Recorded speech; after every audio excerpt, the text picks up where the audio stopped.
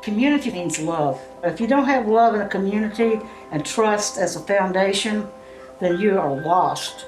And our group of people down here are all together. If something were to come up, they automatically take care of it. Community means being in the company of other people who share responsibility for you and share responsibility for the way that community operates and feels. Because we have this goal in common. We don't really know each other, but we have habitat in common. There's a bond.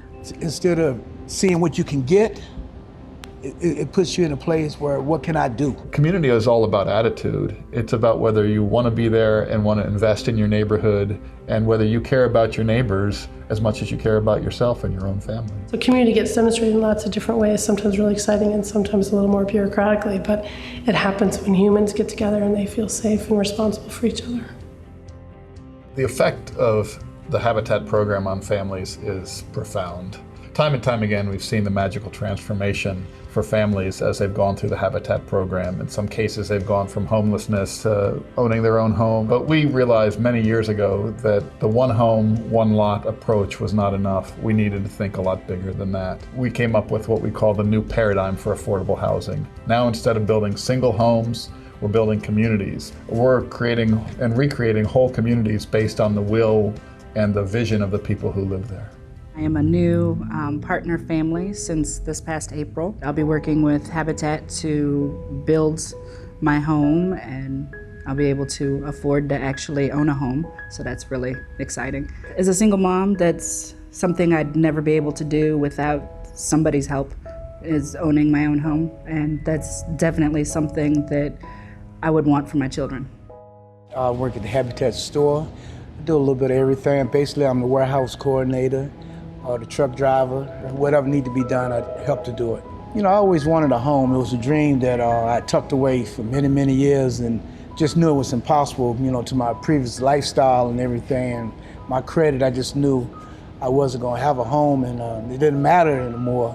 But after I got married, I really wanted it for my family. I used to take rides on Sundays and go, you know, in different neighborhoods and things like that up in the mountains, see these beautiful homes, and I look over and I see my wife just looking. It hurt so bad to see. I know she wanted a home so bad, you know, and everything, and I thought wasn't able to give her this. And I wasn't able to give her this if it wasn't for Habitat for Humanity. My experience with Habitat has been absolutely wonderful.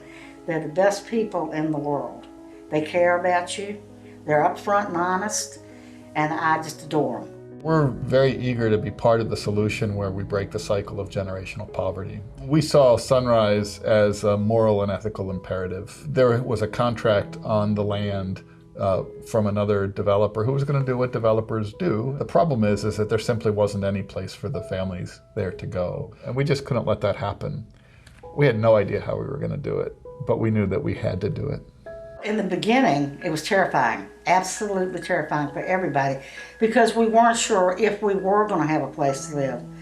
But it didn't take long before Habitat, you know, told us the facts and smoothed out our ruffled feathers and let us know that we were going to be taken care of, very well taken care of. Many of the people at Sunrise were former residents there. During the process of the building and the planning and all that, we made sure that there were opportunities for those existing residents and the new residents to get together, get to know each other. So it wasn't just, you know, bringing and plopping people in. It was building the relationships that are critical to have a good neighborhood.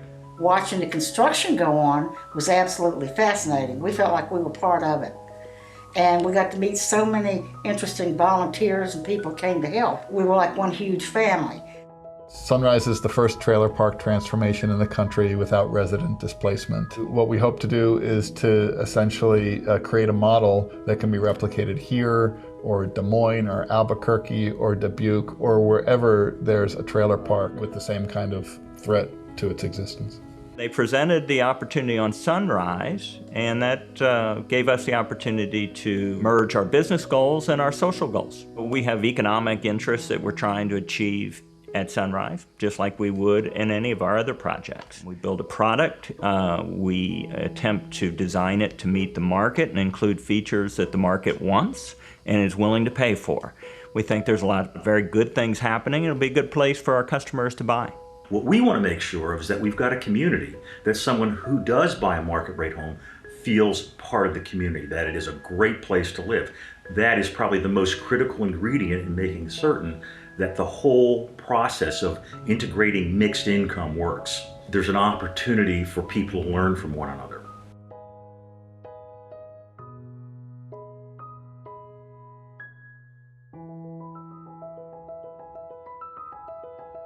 We were approached by the owner of Southwood in 2007, who liked our promise of non-displacement to the residents at Sunrise. It's important to understand that if Southwood weren't redeveloped by Habitat, it would be redeveloped by somebody else.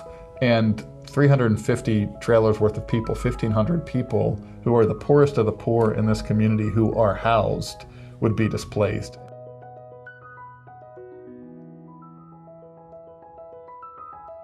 First and most likely is some commercial developer would have come in, literally leveled the whole place all at once, started to put up high-end condominiums and homes and that sort of thing, and basically the 360 families that are living right there would be gone.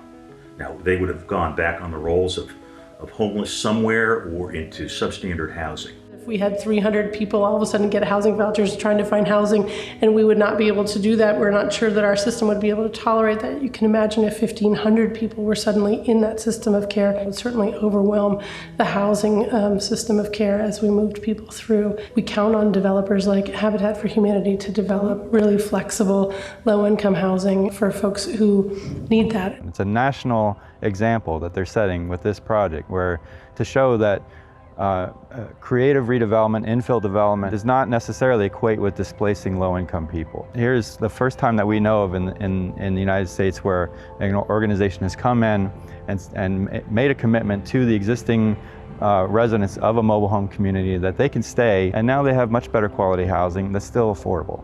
And it just takes a lot of hard work to push a project like Sunrise across the finish line. So we just need to keep the trend going. We need to keep pushing and keep integrating folks into the community. And it's going to require everybody, from volunteers to donors to advocates to partners, to step up side by side with us to do our part to alleviate the crisis. I think that it's important to remember that the work that you've given is sort of cascading and building exponentially throughout the community, even if you can't see it. If you have any desire to give something back to a community, any desire to see and be part of something that will be a tremendous success, I really suggest highly that you give Habitat a chance.